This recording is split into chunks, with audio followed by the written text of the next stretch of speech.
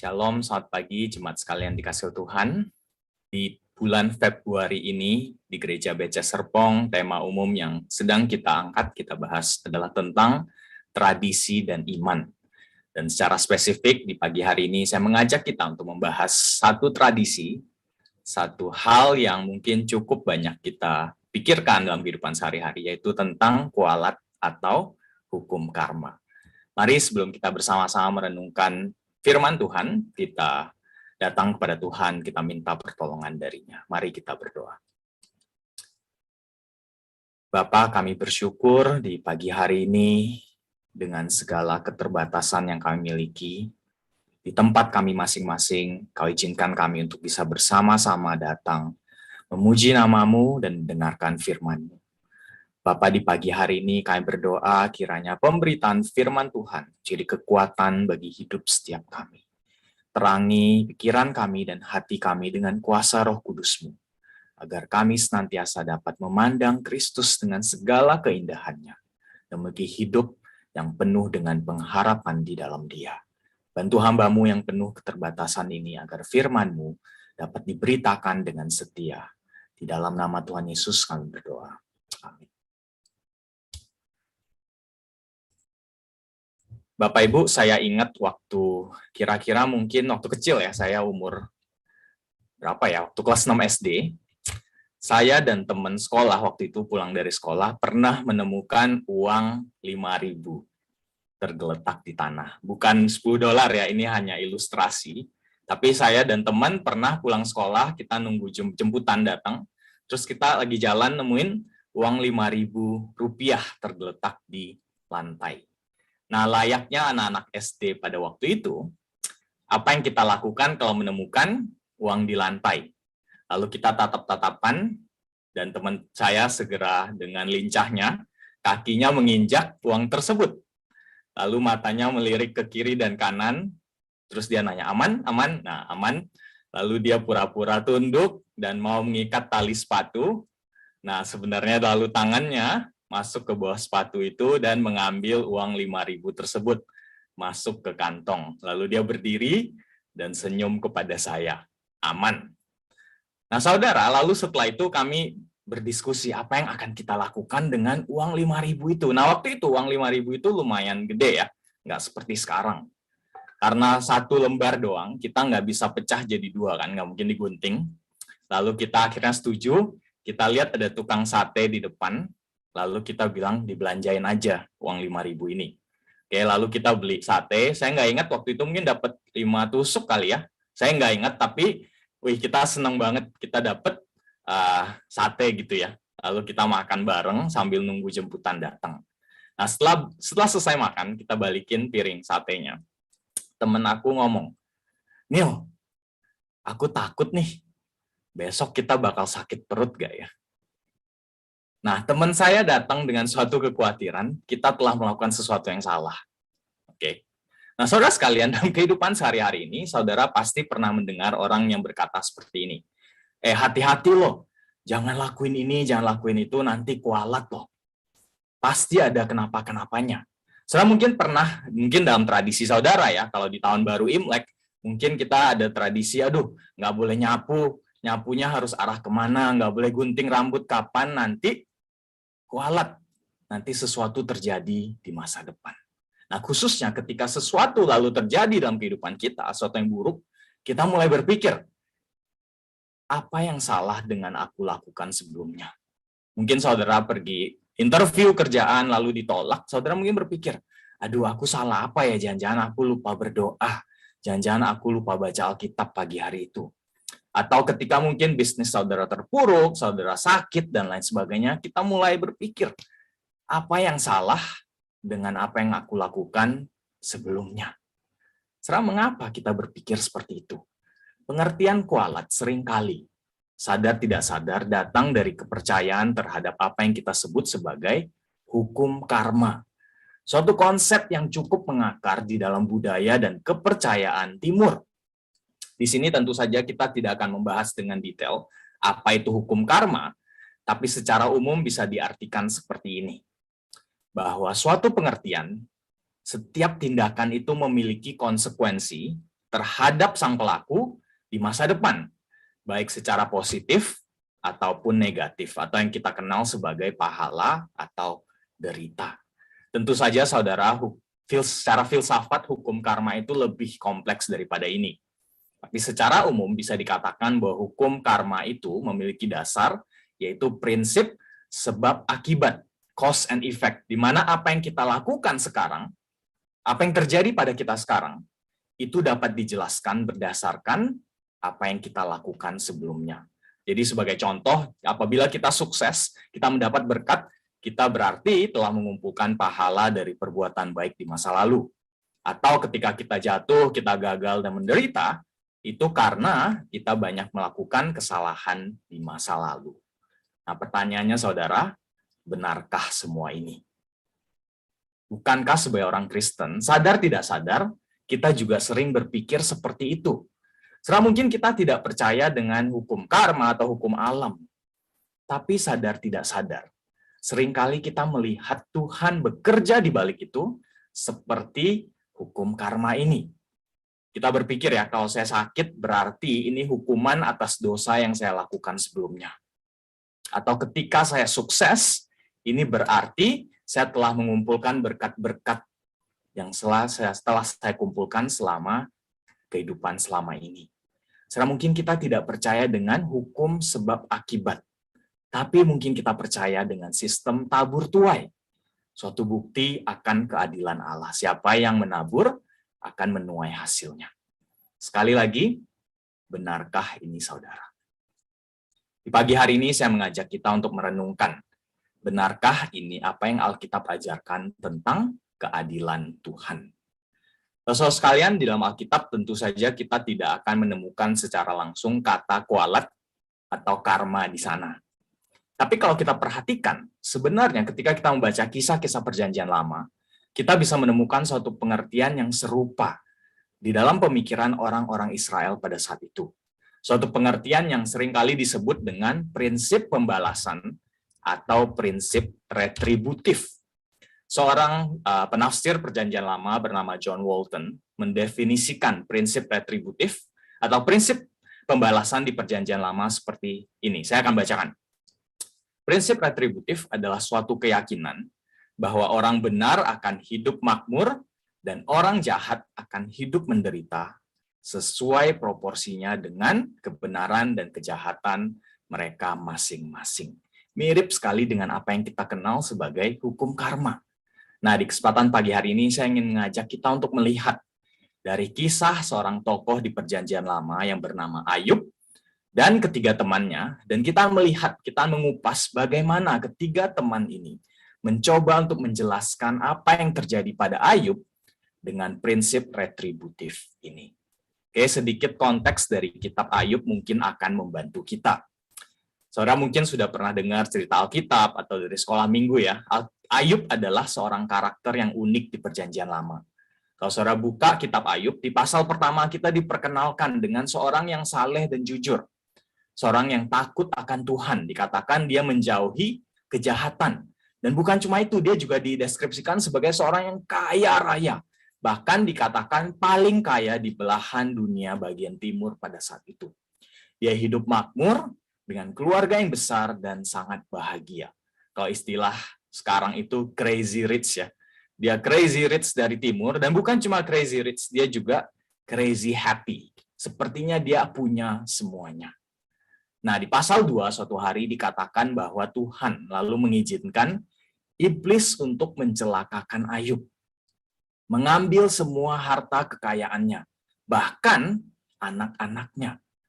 Ayub lalu jatuh miskin, dan dia mengalami satu sakit kulit yang begitu parah, sampai dikatakan dia mengambil pecahan beling di lantai. Karena sudah saking gatalnya, dia harus menggaruk kulitnya dengan pecahan beling tersebut. Sampai suatu saat istrinya nggak tahan lagi, dan dia bilang ke Ayub, aku mau ninggalin kamu. Di saat seperti itulah Ayub hanya ditemani oleh beberapa teman-temannya. Suatu kisah yang sangat tragis sekali. Ya begitu menderita dan begitu tiba-tiba. Sepertinya tidak ada warning dan tidak ada yang tahu kenapa. Hingga Ayub lalu dikatakan di awal pasal 3, ia mengutuk dirinya sendiri. Dia berkata, lebih baik aku tidak dilahirkan saja. Saya bisa bayangkan satu kepedihan yang dialami oleh pribadi Ayub ini. Nah, ketika kita sampai di pasal ketiga sampai 37, ini panjang ya. Ketika semua orang sudah meninggalkan Ayub, kita diperkenalkan dengan 3 teman dekat Ayub yang bernama Elifas, Bildad, dan Zofar. Mereka datang dan mencoba untuk menghibur Ayub. Dan mereka mencoba untuk memberikan perspektif mereka, menjelaskan sebenarnya apa yang sedang terjadi dengan Ayub saat ini. So, saya akan membacakan beberapa kutipan dari perkataan mereka kepada Ayub, dan saudara bisa perhatikan baik-baik apa yang mereka katakan kepada Ayub. Yang pertama, Elifas dari Ayub pasal keempat, ayat 7-8. Saya membacakan. Elifas berkata, camkanlah ini, siapa binasa dengan tidak bersalah, dan di manakah orang yang jujur dipunahkan? Yang telah kulihat ialah bahwa orang yang membajak kejahatan dan menabur kesusahan, ia akan menuainya juga. Lalu teman satu lagi yang bernama Bildad di pasal ke-8 berkata seperti ini.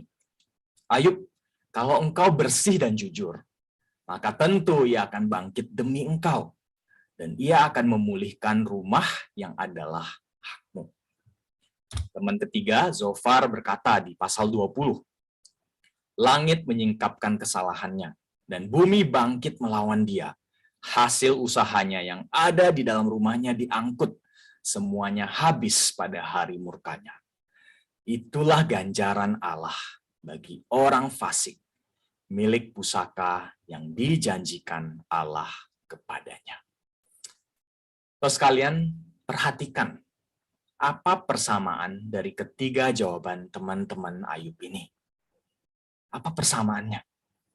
Setiap dari mereka percaya bahwa pasti ada sesuatu yang salah dengan hidup Ayub. Kalau tidak mungkin Ayub hidup seperti ini sekarang.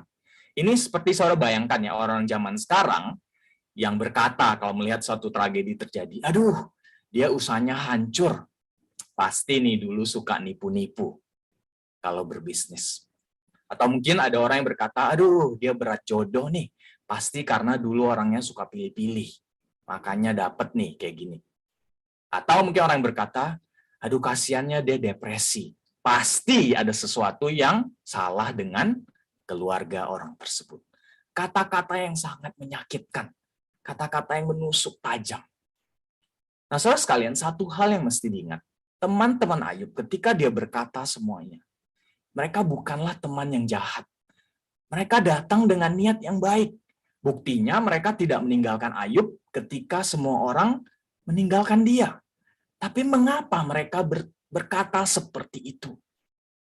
Saudara sekalian, alasan dibalik kenapa mereka yakin sekali Ayub bersalah, walaupun Ayub terus-menerus menyangkalnya ya, adalah karena mereka ingin memiliki satu penjelasan. Teman-teman Ayub ingin memiliki penjelasan mengapa Tuhan membiarkan tragedi dan penderitaan terjadi di dunia ini. Dalam pikiran teman-teman Ayub, logikanya itu seperti ini. Pertama, Ayub menderita. Yang kedua, Allah itu adil. Nah, di dalam pikiran mereka, Allah yang adil tidak akan membiarkan orang yang benar menderita. Jadi kesimpulan mereka adalah Ayub pasti bersalah. Nah, masalahnya adalah apakah ini benar? Apakah ini yang benar-benar terjadi pada Ayub? Tidak, saudara. Setelah ingat, di awal kitab Ayub ini, sang penulis telah memperkenalkan kita dengan seorang pribadi yang saleh dan jujur. Mungkin Ayub tidak sempurna, tapi tidak ada indikasi yang menunjukkan bahwa Ayub telah berbuat sesuatu yang pantas dihukum seperti itu. Dan di akhir kitab Ayub, perhatikan bagaimana Tuhan sendiri menilai perkataan teman-teman Ayub. Perhatikan di Ayub pasal 42, ayat 7. Saya akan bacakan. Setelah Tuhan mengucapkan firman itu kepada Ayub, maka firman Tuhan kepada Elifas orang Teman. Murkaku menyala terhadap engkau dan kedua sahabatmu, karena kamu tidak berkata benar tentang aku seperti hambaku Ayub. Saya perhatikan sekali lagi. Allah berfirman dengan jelas. Mereka, teman-teman Ayub, tidak berkata benar tentang aku. Nah, saudara coba pikirkan, ini sesuatu yang cukup menarik. Bukankah teman-teman Ayub berusaha untuk membela Tuhan, untuk membela keadilan Tuhan? Mereka bersikeras mengatakan, pasti Ayub yang salah, bukan Tuhan. Tapi kenapa Tuhan berkata, mereka salah? Kenapa mereka malah ditegur oleh Tuhan? Terus jawabannya adalah, karena sepanjang kitab Ayub, Tuhan ingin mengajarkan kepada kita bahwa konsep keadilan Tuhan itu lebih kompleks, lebih agung daripada sekedar hukum sebab akibat. Apa yang dipikirkan oleh teman-teman Ayub pada saat itu tidak benar, karena keadilan Tuhan itu lebih agung, lebih kompleks daripada apa yang kita kenal sebagai prinsip retributif atau hukum karma atau hukum sebab akibat. Dan teman-teman Ayub pada saat itu tidak tahu. Tapi saudara sekalian, pada hari ini sebagai orang Kristen, kita seharusnya mengerti lebih daripada teman-teman Ayub pada saat itu. Kenapa? Karena kita telah mendapatkan wahyu Allah, wahyu Tuhan secara lengkap di dalam kebenaran firman Tuhan. Di kesempatan pagi hari ini saya akan mengajak kita melihat 3 alasan singkat.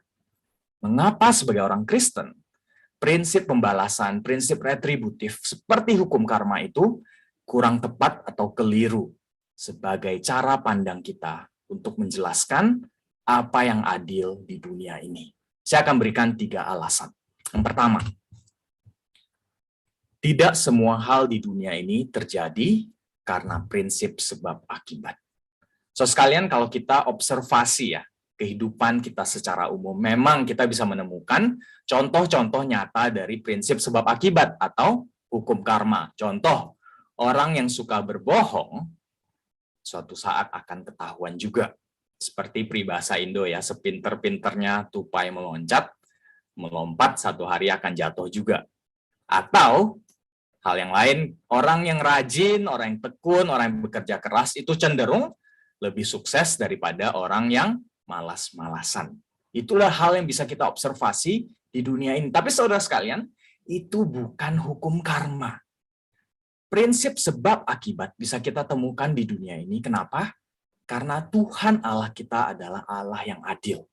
Dan Ia merancang dunia ini dengan suatu keteraturan, dengan keadilannya.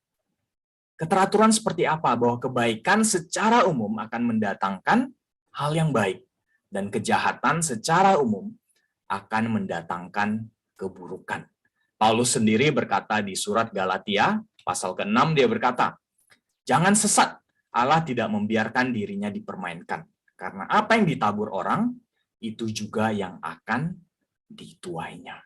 Kita bisa menemukan prinsip sebab akibat di dunia ini, karena Tuhan kita adalah Tuhan yang adil. Tapi saudara sekalian, kita juga harus ingat, bahwa tidak berarti segala hal di dunia ini memiliki korelasi langsung dengan hal lain yang menyebabkannya. Tidak semua penderitaan adalah akibat langsung dari dosa seseorang. Dan sama halnya, tidak semua berkat adalah akibat dari kebaikan yang mereka lakukan sebelumnya. Saya beri contoh, di Perjanjian Lama, ada seorang raja yang bernama Raja Ahab. Dia terkenal sebagai salah satu raja paling jahat di Israel. Saya tahu berapa lama dia memerintah di Israel? 22 tahun. Raja yang begitu kejam, begitu jahat, begitu korup. Dia duduk di atas penderitaan banyak orang benar. Dan dia mempersekusi para nabi. Sedangkan pada masa itu, 22 tahun itu aja banyak sekali orang yang lebih baik, orang yang jujur, yang hidupnya menderita di bawah pemerintahan Raja Ahab. Atau di Perjanjian Baru. Saudara ingat di Yohanes pasal 9 ayat kedua, satu hari murid-murid Yesus bertanya kepada Tuhan Yesus. Saudara perhatikan, murid-murid Yesus pada saat itu juga menganut sistem retributif, pembalasan. Mereka bertanya kepada Tuhan Yesus ketika melihat satu orang buta di pinggir jalan. Mereka bertanya kepada Tuhan Yesus, Rabi, siapakah yang berdosa? orang ini atau orang tuanya. Karena mereka berpikir tidak mungkin orang ini terlahir buta kalau tidak ada dosa yang dilakukan. Tapi perhatikan apa jawab Tuhan Yesus. Bukan dia dan juga bukan orang tuanya. Setelah Tuhan Yesus tidak mengaitkan kebutaan, penderitaan orang tersebut dengan dosa tertentu yang dilakukan. Mengapa penderitaan dan ketidakadilan terjadi di dunia ini? Jawabannya adalah karena setiap manusia telah jatuh ke dalam dosa. Dosa menyebabkan penderitaan dan ketidakadilan terjadi kepada semua orang. Dan keteraturan, keadilan yang Tuhan rancang di dalam ciptaannya yang indah telah dikacaukan oleh dosa. Sehingga kita sebagai manusia bukan hanya menjadi pendosa, tapi juga kita menjadi korban dari dosa yang dilakukan oleh orang lain. Dan ada kalanya seringkali kita tidak tahu apa alasan di balik semuanya ini. Saudara, ada banyak alasan mengapa Tuhan membiarkan sesuatu hal terjadi. Dan bisa jadi tidak ada hubungannya dengan dosa atau kebaikan tertentu yang kita lakukan. Di satu hal yang pasti, maksud Tuhan di balik penderitaan yang terjadi itu lebih besar, lebih kompleks daripada apa yang bisa kita jelaskan dengan sistem tabur tuai.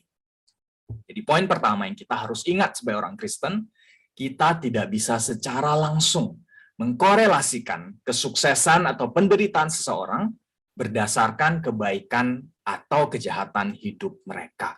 Ini artinya apa, saudara? Tidak semua orang kaya di dunia ini, tidak semua orang sukses di dunia ini, karena Tuhan memberkati pekerjaan tangannya.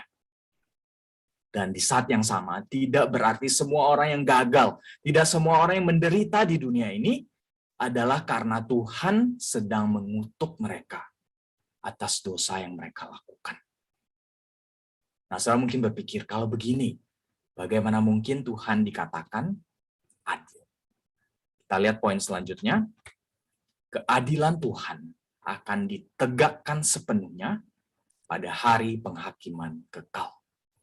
Saudara, hukum karma mengajarkan kepada kita bahwa agar sesuatu itu bisa adil, hadiah atau hukuman itu harus diterima seseorang di dalam kehidupan ini sekarang. Tapi apa yang Alkitab ajarkan? Keadilan Tuhan itu akan ditegakkan pada penghakiman kekal di masa yang akan datang. Kenapa? Karena hidup ini bukan satu-satunya kesempatan. Akan datang hari penghakiman akhir. Rasul Paulus berkata di 2 Korintus pasal 5 ayat 10, sebab kita semua harus menghadap tahta pengadilan Kristus, supaya setiap orang memperoleh apa yang patut diterimanya, sesuai dengan apa yang dilakukan dalam hidupnya, baik ataupun jahat. Dan perhatikan, ditekankan sekali lagi oleh Paulus, tidak ada yang terlewatkan. Setelah hukum karma mencoba menjelaskan keadilan dunia ini harus ditegakkan dalam kehidupan sekarang ini. Tapi Alkitab mengajarkan bahwa tidak ada yang bisa menghindar dari keadilan Allah. Baik dalam kehidupan ini ataupun di kehidupan yang akan datang. Saudara, segala kesuksesan yang didapatkan oleh seseorang, kekayaan yang didapatkan seseorang, yang didapat dan dibangun di atas penderitaan orang lain, pasti akan menerima konsekuensinya. Segala penipuan, segala pelecehan, segala opresi, segala kekerasan, manipulasi, segala dosa akan dipertanggungjawabkan di hadapan Tuhan suatu hari kelak. Dan sebaliknya, segala tangisan, segala tetes mata dari korban, segala darah yang tercucur itu didengar, dilihat oleh Tuhan. Setelah mungkin keadilan tidak kita dapatkan di dunia ini pada saat ini. Tapi suatu hari kelak, di dalam penghakiman kekal, setiap perbuatan manusia akan dipertanyakan dan dipertanggungjawabkan di hadapan Tuhan. Konsep keadilan Tuhan itu tidak harus ditemukan hanya di dalam kehidupan ini sekarang. Yang ketiga, kita harus ingat kita tidak hidup hanya dalam keadilan Tuhan, tapi juga di dalam kasih karunia-Nya. So, sekalian, sadarkah kita bahwa alasan mengapa Tuhan tidak membiarkan hidup ini dikontrol oleh hukum sebab akibat atau hukum karma? Sebenarnya ini adalah demi kebaikan kita. Saudara, kalau kita mau jujur dengan diri kita sendiri, berapa kali kita berdosa setiap harinya? Berapa kali kita bersalah setiap harinya? Alkitab mencatat bahwa sejak Adam dan Hawa, manusia pertama jatuh ke dalam dosa. Setiap manusia lahir di dalam dosa dan hidup di dalam dosa. Setiap dari kita berdosa dalam pikiran kita, dalam perbuatan kita, dalam tutur kata kita. Dan kalau Tuhan mau adil, kalau kita mau fair-fairan dengan Tuhan, dengan sistem prinsip sebab akibat, maka yang sepantasnya terjadi adalah, saudara, kita mendapatkan konsekuensi dan hukuman langsung dari setiap perbuatan kita. Dan kalau memang itu yang terjadi, saudara, celakalah kita. Tapi di dalam anugerah Tuhan, di dalam kebaikannya, kita memiliki Tuhan yang begitu sabar kepada kita. Tuhan yang begitu baik kepada kita. Tuhan yang mengasihi kita. Di Matius 5:45, Tuhan Yesus berkata, Tuhan yang baik memberikan matahari dan hujan kepada yang baik dan yang jahat. Dan di dalam kasih-Nya yang begitu besar kepada kita, manusia yang berdosa ini, Tuhan bahkan menyelamatkan dan membenarkan kita, bahkan ketika kita masih berdosa. Di surat Roma pasal ke-5 ayat 8-9, saya yakin yang ikut Komsel pasti sudah tahu dengan perikop ini. Rasul Paulus berkata, akan tetapi Allah menunjukkan kasih-Nya kepada kita, oleh karena Kristus telah mati untuk kita ketika kita masih berdosa. Lebih-lebih karena kita sekarang telah dibenarkan oleh darah-Nya, kita pasti akan diselamatkan dari murka Allah. Saudara, kasih Allah dan keadilan Allah dinyatakan sepenuhnya ketika Tuhan Yesus, Allah sendiri, Sang Allah Anak sendiri, datang ke dunia ini menanggung hukuman yang sepantasnya kita terima. Supaya saudara dan saya, kita tidak perlu lagi hidup di dalam ketakutan. Ketakutan akan dosa kita, ketakutan akan murka Allah. Kita tidak perlu lagi takut dengan keadilan Allah karena kita telah dibenarkan. Dan kita pasti akan diselamatkan. Terlepas dari apa yang telah kita lakukan sebelumnya.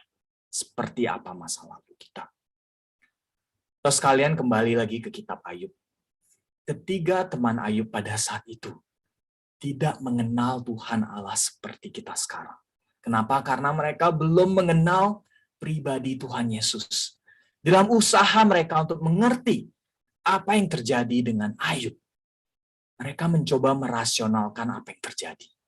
Dan hukum pembalasan, hukum sebab akibat, hukum karma adalah satu-satunya lensa yang mereka miliki untuk menjelaskan keadilan Allah. Tapi saudara sekalian, kita berbeda sebagai orang Kristen. Kita bisa memandang dunia ini dengan berbeda. Karena kita mengerti rencana Allah yang jauh lebih besar, jauh lebih kompleks daripada sekedar sistem tabur tuai. Kita juga mengerti bahwa akan ada penghakiman kekal. Dan kita juga mengerti bahwa hidup kita adalah hidup di dalam karunia Allah. Bukan hanya hidup di dalam keadilan Allah. Saudara sekalian, sebagai orang Kristen, jangan biarkan diri kita dikekang oleh pengertian akan hukum karma atau hukum kualat. Ingatlah perkataan Rasul Paulus di Kolose 2 ayat 8. Hati-hatilah, supaya jangan ada yang menawan kamu dengan filsafatnya yang kosong dan palsu menurut ajaran turun-temurun dan roh-roh dunia, tetapi tidak menurut Kristus. So sekalian, kalau kita mengerti akan hal ini, lalu apa implikasinya bagi kehidupan kita sehari-hari? Ada banyak, saudara. Saya akan mengakhiri khotbah hari ini dengan merefleksikan beberapa hal yang semoga bisa menjadi kekuatan bagi kita. Kalau kita mengerti akan hal ini, sebagai orang Kristen, apa implikasinya bagi kita sekarang? Yang pertama, kita tidak perlu hidup di dalam ketakutan akan masa lalu, kekhawatiran akan masa lalu kita. Terus sekalian, hukum karma mengajarkan kepada kita bahwa kesalahan masa lalu itu pasti akan mengikat dan mengintai kita di masa yang akan datang. Sadarkah kita sebagai orang Kristen, kita mengerti apa yang Tuhan Yesus telah lakukan bagi kita, yang membenarkan kita, yang menguduskan kita di hadapan Tuhan Allah. Di dalam Tuhan Yesus kita adalah ciptaan baru. Kita memiliki lembaran baru untuk menatap masa depan dengan pasti. Seperti apapun masa lalu kita. Suatu beban hidup yang dilepaskan oleh karena Tuhan Yesus. Soal ini bukan berarti memang kita akan lepas dari konsekuensi atas kesalahan hidup kita, atas dosa yang kita lakukan. Apabila saudara korupsi, saudara tetap harus ditangkap, Tuhan. Saudara tetap harus membayar kerugiannya. Apabila saudara melukai orang lain, saudara tetap harus menanggung hukumannya. Tapi satu hal yang lebih penting, yang lebih bisa mengangkat beban dan kelegaan pada hidup kita, adalah sebagai ciptaan yang berdosa kepada penciptanya. Kita telah menerima pengampunan sejati di dalam Tuhan Yesus. Saudara, kita tidak perlu lagi hidup akan ketakutan dan kesalahan hidup kita yang masa lalu, yang mengikat dan mengekang kita. Kita ingat, saudara, hidup ini bukan satu-satunya. Ada pengharapan yang indah akan kehidupan kekal nanti yang telah diberikan oleh Tuhan Yesus. Yang kedua, kita juga belajar. Saudara, kita tidak perlu menabung berkat di hadapan Tuhan. So, di satu sisi, hukum karma memang sepertinya mendorong manusia untuk berbuat baik. Untuk apa? Kita harus mengumpulkan karma baik, pahala baik di masa depan dengan melakukan banyak pekerjaan baik. Tapi saudara sekalian, sebagai orang Kristen, ingatlah kita berbuat baik bukan untuk mendapatkan balasan dari Tuhan. Kita berbuat baik karena kita telah dibebaskan untuk berbuat baik. Kita diciptakan Tuhan untuk berbuat baik. Jadi sarana berkat berbagi kasih dengan sesama kita. Perbuatan baik dalam hidup ini bukanlah beban atau investasi masa depan. Seperti kalau kita beri persembahan itu dilipat-lipat gandakan dari Tuhan.